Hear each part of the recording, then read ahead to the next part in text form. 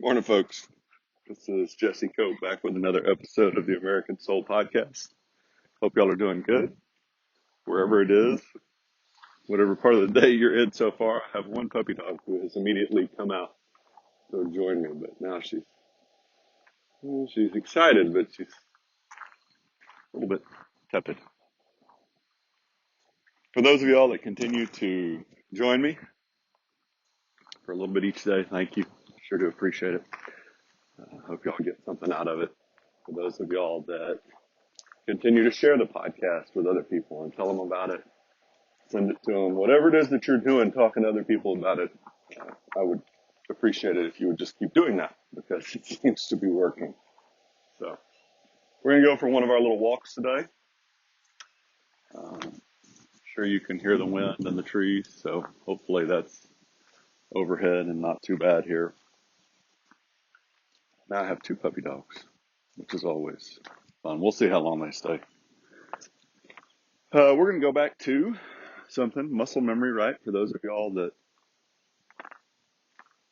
have been with this podcast for a while, I talk about that frequently and will continue to. It was actually pretty interesting. Our pastor talked about that this past weekend, about muscle memory, specifically using that phrase. And if I remember correctly, I wrote some notes on it, but I don't have those with me right now.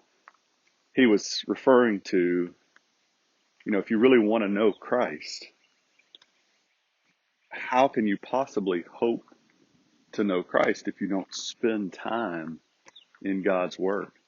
Because that's what He left us. He left us that record. God gave us this record of the actions of His Son. Not to mention the Old Testament before that, and of course the answer is you can't. It's the same thing we talk about so often. You want to work out. It's so simple. You want to work out. I mean, you want to be in shape. You want to be healthy. What do? Well, you change the way you eat. You change the way you work out. You change the way you live. And yet when it comes to our faith, our relationship with God and Jesus Christ, and when it comes to our marriages, our relationship with our spouse, we just want to be like, oh, well, that'll just happen by magic. We don't really have to work on that. We don't have to give any energy or time to that. We certainly don't have to make that a priority. That should just naturally happen. And then we make up this great excuse. I love this one. We go, it shouldn't be that hard. This should be just something natural and it feels good and right and it just shouldn't be. We don't do that with anything else in the entire world.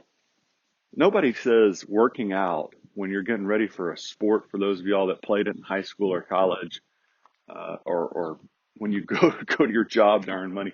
Nobody says, oh, this should just feel so wonderful and natural. And if it doesn't, if it doesn't feel that way, then I'm not going to do it. Anyway, I got way off track there, folks. We'll talk about that some other time. We're going to go to, almost said Madison, not Madison, Hamilton. And this is a excerpt from the New York Evening Post, January 12th, 1802, has to do with immigration. Obviously, we have horrible immigration policies and have had for decades. And it's just great stuff. Resuming the subject of our last paper, we proceed to trace still farther the consequences that must result from a too unqualified admission of foreigners to an equal participation in our civil and political rights. Meaning, if you open the floodgates and let everybody in and let them vote, let them participate, you're going to have horrible problems, which we see today. The safety of a republic depends essentially on the energy of a common national sentiment, on a uniformity of principles and habits, on the exemption of the citizens from foreign bias and prejudice, and on that love of country which will almost invariably be found to be closely connected with birth, education, and family. This echoes President Coolidge's statement that if we don't basically have universal Christian values across the country, the republic will cease to exist. Where do we get those? Which is echoed by Reagan and others. You get those in the family. You get those in education, Benjamin Rush, again and again, folks. And what has the left done? They're already breaking the first two of Hamilton's comments here. They want to flood the country with illegals. In New York and California, we already see they want to give illegals the right to vote, citizens, and more than that, just in immigrants in general, immediately upon entering and becoming citizens. And regardless of their background, they want to take God and our founding values and have done a phenomenal job. You've got to give them that, of taking God and family values out of education and out of the family. The opinion advanced in the notes on Virginia is undoubtedly correct, that foreigners will generally be apt to bring with them attachments to the persons they have left behind, to the country of their nativity, and to its particular customs and manners. They will also entertain opinions on government, congenial with those under which they have lived, or, if they should be led hither from a preference to ours, how extremely unlikely is it that they will bring with them that temperate love of liberty so essential to real republicanism. Talking about republicanism as not the political party today, folks, but the fact that we are a republic. There may, as to particular individuals and at particular times, be occasional exceptions to these remarks. Yet such is the general rule. The influx of foreigners must therefore tend to produce a heterogeneous compound, to change and corrupt the national spirit, to complicate and confound public opinion, to introduce foreign propensities. In the composition of society, the harmony of the ingredients is all important, and whatever tends to a discordant intermixture must have an injurious tendency. You absolutely see this, folks. You see this in the flood of illegals, many of them coming from Mexico. They come up here, and what flag do many of them wave? Not the American flag, but the Mexican flag. There's a phenomenal story I had from one of my staff sergeants in one of my units in the Marine Corps. We were with an artillery unit, and he was a platoon sergeant. Actually, for all intents and principles, for those of y'all that know anything about it, he was the acting company gunny, which was a big deal. It tells you that he was pretty good at his job. And he had a tattoo on his shoulder that said Hecho en Mexico. And he told us one time when we were just sitting around in the office, he said he got that tattoo and his father immediately slapped him upside the back of the head. His father was pretty irritated about it because his father loved this country deeply and got really irate at the Marine when he was a young man. When he got that tattoo, he said, this is a little off color, folks, so I apologize in advance. He said, boy, you weren't made in Mexico. You were made in the back of a Cadillac. And, of course, we all laughed about it. But the father's point, the staff sergeant, the point he was making is his father was deeply incensed that his son would even pretend to have more loyalty to a place that he had come from and really never known than this American country, which has given his father so many opportunities and which his father loves so deeply. And what Hamilton is talking about here is, whatever the immigrants, whether they're legal or illegal, whatever these immigrants bring with them, it's got to be not heterogeneous in the sense of different ideas and values, folks. Yeah, you want heterogeneous in the idea of different talents, different skills, strengths, and weaknesses, but not values. That's where the left does such a great job of twisting truth just enough. They just leave just a grain of truth and making it really awful. You want those different strengths and weaknesses. We do not want different values as far as our fundamental core teachings of Christ, Christian Republican values. We want those, have to have those.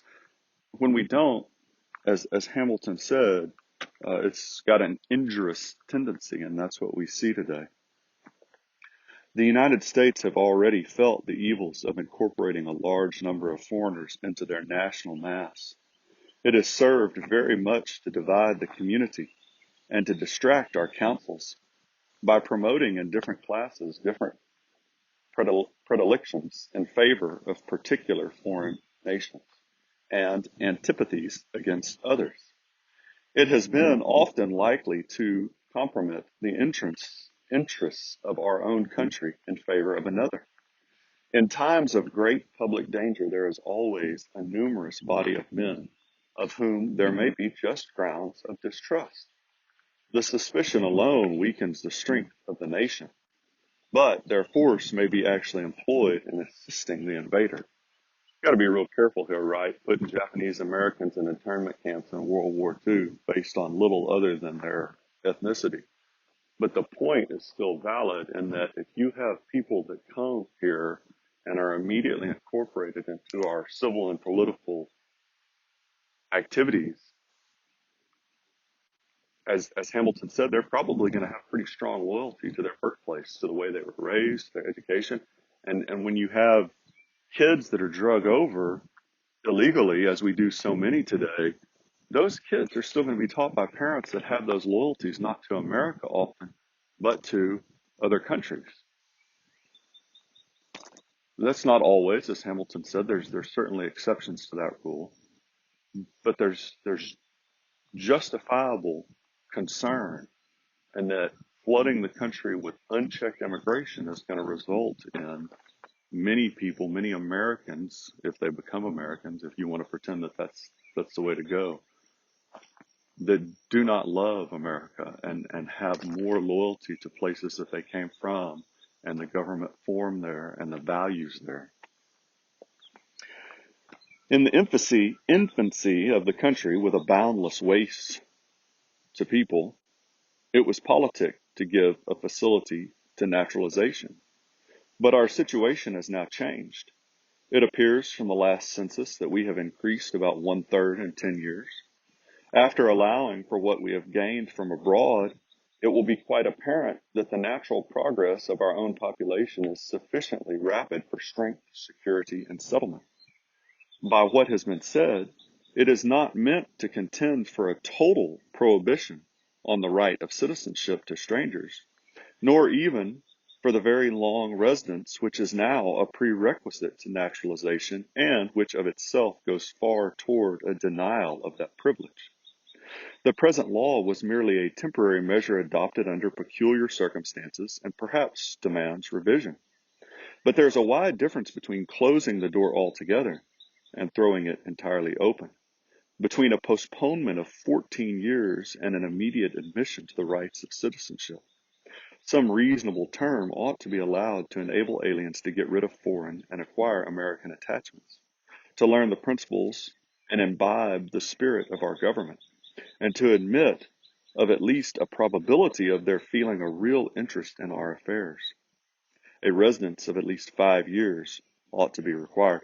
That's a huge paragraph, folks. I'm going to come back to it. I'm going to go ahead and finish this up real quick, though. In the rights of naturalization, if the rights of naturalization may be communicated by parts, and it is not perceived why they may not, those peculiar to the conducting of business and the acquisition of property might with propriety be at once conferred upon receiving proof by certain prescribed solemnities of their intention to become citizens, postponing all political privileges to the ultimate term. To admit foreigners indiscriminately to the rights of citizens the moment they put foot in our country, as recommended in the message, would be nothing less than to admit the Grecian horse into the citadel of our liberty and sovereignty. And this is signed a series that he wrote, Lucius Crassus, again, New York Evening Post, January 12th, 1802. Quite a bit here, folks, in those last two paragraphs. Going back to that first paragraph, what he's getting at here is letting immigrants, and he's not even talking about illegal immigrants, but letting them come in and immediately giving them all voting rights and everything is a horrible idea because they've still got those attachments. And he's illustrating here that the term at this point was 14 years.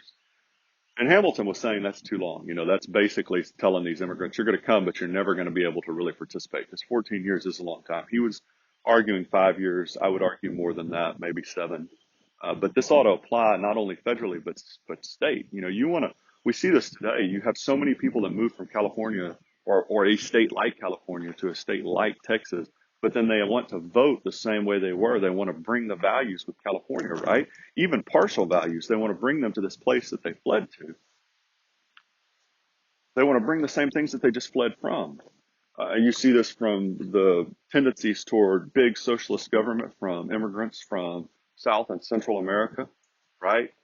Uh, Middle East, parts of Asia. So it's completely reasonable to say, hey, yeah, come, but you're going to have to wait 7, 8 years before you get to vote. That's not unusual at all. Voting's not a right, folks. We have this idea, we've kind of made it that way over the centuries since our inception as a country. But it was not originally a universal right. And yeah, you can make the arguments about, well, it was only white men that got to vote. Okay, great. It shouldn't be based on gender or race for sure. But voting should be something that has to be earned. And you see what happens when it's not. Look at the percentage of people who have the quote right, unquote, to vote. Look, what's our percentage of people that come out? It's pathetic. We rarely, as a nation, right? 70, 80% of the voting population actually voting in an election is shockingly rare. If ever. I don't even know. You'd have to find somebody that actually runs your local elections and talk to them. I'm pretty sure that ours that I've talked to the last 2 or 3 election cycles, it's been somewhere around the neighborhood of 30%, maybe even lower on a couple of the off cycle elections, for like a local school board or something. That's horrific, folks. To have this ability to vote in free elections. And I'm not going to get into the discussions about whether the elections last cycle were rigged or fraud or anything like that. But to have this ability, to have men and women who have died and sacrificed or given their loved ones, and to barely be able to break 25% of the voting eligible population, that's pathetic. And so if it's that indifferent, if we're that indifferent, then people really don't care about it. And it shouldn't be treated as a right. It should be treated as something that you have to earn. And if you're going to come into this country or you're going to move from one state to another, it ought to be treated as something that you have to earn. And that's really what Hamilton was talking about here with these immigrants. You don't just automatically open the door and say, hey, you get everything as soon as you step foot, right? The birthright citizenship, the 14th Amendment, that's a joke. That was never intended to function that way. Just because you have a kid here in the United States doesn't mean that kid should automatically be whatever they call it, an anchor baby, that should automatically be a citizen. That's something that we have to earn, folks, and we have got to start to move that direction because, as Coolidge said, you've got to have those universal values for the republic to survive based on the teachings of Christ. And Hamilton echoes that. And, he really says if you give them that time, then those people that want to be American citizens, they're going to imbibe, was his word, our spirit, our values. They're going to really soak in these values so that by the time they start to vote, whether you're talking again about somebody moving from one state to another, or whether you're talking about an immigrant coming into our country, they're going to really know those values in that place that they move to and support that and that love of country. And what we see now is the exact opposite, this completely open door policy. And it's just destroying us, folks. It's ripping us apart because many of these people on the federal level and the state level, they do not share the values of the place that they're moving to. And you can see that. You know that. Those of y'all that listen to this podcast, wherever you live, y'all are bright. You look around, you pay attention. You know that people moving into your communities, your states that have left, that have fled from left-leaning places, or the illegals that are coming in, or even immigrants that are coming in legally but are coming from places with a socialist big government background, they're sticking to those values, not to our values as an American country based on the teaching, American Republic based on the teachings of Christ. We'll come back to this every once in a while, folks, because it's such a valid point, such an important point. Sure to appreciate y'all joining me for a little bit. Thank y'all so much for giving me some of your time. Hope y'all have a wonderful rest of whatever's left of your day. Remember Patrick Henry's sphere of influence. Wherever you can talk to somebody about the truth, talk to them. We've got to start to turn this thing around, folks. God bless y'all. God bless your families. God bless America. We'll talk to y'all again real soon. Looking forward to it.